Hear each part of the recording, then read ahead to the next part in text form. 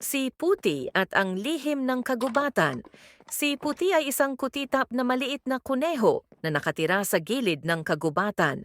Sa kabila ng pagiging tahimik at mahiyain, palagi niyang pinapangarap na makita ang lihim ng kagubatan, ang mahiwagang puno na nagsasabi ng mga kwento.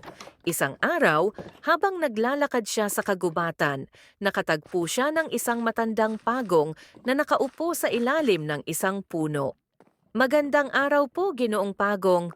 Alam po ba ninyo ang tungkol sa mahiwagang puno? Tanong ni Puti. Ang matandang pagong ay ngumiti at nagsabi, Bata, ang mahiwagang puno ay may isang lihim. Kailangan mo lamang matutunan ang kahalagahan ng pakikinig at pagpapatawad.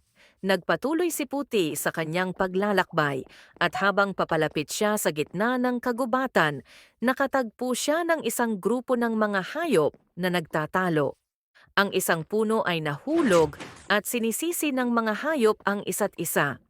Nag-isip si Puti. Tinutukan niya ng pansin ang bawat hayop at nagsalita. Huwag nating sisihin ang isa't isa.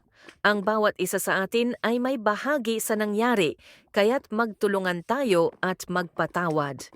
Pagkatapos magkaayos ng mga hayop, napansin ni Puti ang isang liwanag na nagmumula sa isang puno sa gitna ng kagubatan.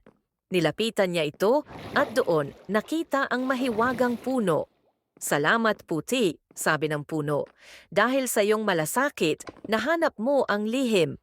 Ang tunay na halaga ng kagubatan ay nasa mga puso ng mga hayop na nagmamahalan at nag-unawaan.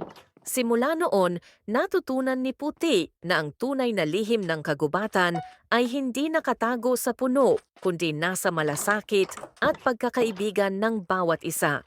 Wakas.